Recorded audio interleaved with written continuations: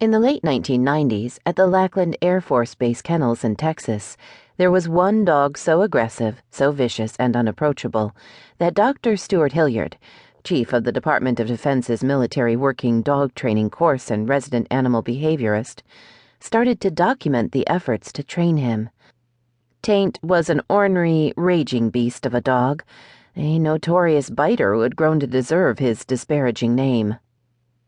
Curious to see if even a problem dog like Taint could be used in the program, Hilliard asked Handler Staff Sergeant Chris Jacobin to work alongside him in testing Taint's boundaries. Jacobin was eager to help.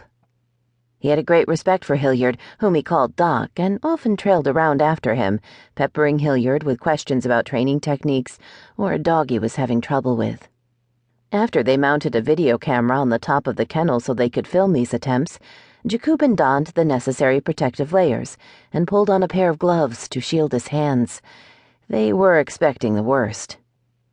But when Jacobin opened the door and went in, nothing happened. Taint accepted the hot dog Jacobin offered and let him walk right into his kennel. Jacobin didn't have any issues with Taint that day or in the days that would follow. He would just walk up to the kennel, feed Taint a hot dog, and go on in. On the way out, the dog followed him willingly. And this was how Taint, the problem dog, became Jacobin's dog. When Jacobin's assignment at Lackland came to an end, a Marine stepped up to take over handling Taint.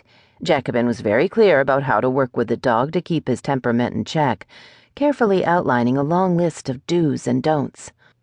The Marine assured him he could manage Taint.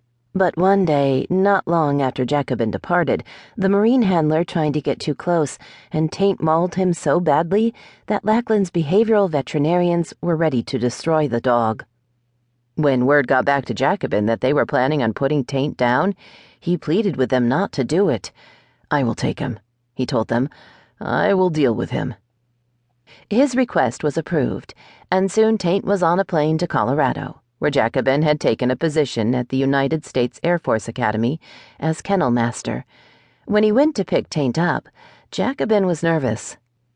It had been months since he'd last seen his old partner, so he put on gloves before opening Taint's crate, just in case the dog had changed his attitude. But Taint came out of his crate happy. Together, Jacobin and Taint would go on to prove the naysayers wrong, winning multiple competitions and meeting the regular requirements for detection work without difficulty. By 2009, time caught up with Taint. The 10-year-old dog's health had deteriorated. His bladder was shot and his cataracts were so bad he was nearly blind. But the tenacious Belgian Malinois continued running drills, his accuracy at detection spot-on perfect. Even as his body was riddled with illness and infirmity, he was outperforming dogs half his age with twice his strength. Those who knew and watched them together as a team, like Sergeant Timothy Bailey, Jacobin's head trainer, believed the dog's iron will to survive derived solely from his attachment to Jacobin. One day, Bailey was supposed to take Taint in for a routine veterinary visit, but when Jacobin saw them getting ready to leave, he decided he wanted to be the one to go. After they got there, it only took the vet a little while to determine that the dog was dying. Taint's lungs were filling with fluid. It was unlikely, the vet told Jacobin, that he would survive the night. So Jacobin brought Taint back outside, and they walked for nearly 2 miles before going back to the vet and saying goodbye. When Jacobin returned to the kennels, he came back alone. He didn't hide his grief. It was the first time any of his handlers saw Jacobin so emotionally bare, the first time they saw Jacobin cry. When Bailey spoke to the sizable crowd at Taint's memorial service, he tried to impart to those gathered how rare Jacobin's relationship with Taint really was. Their relationship spanned the dog's life.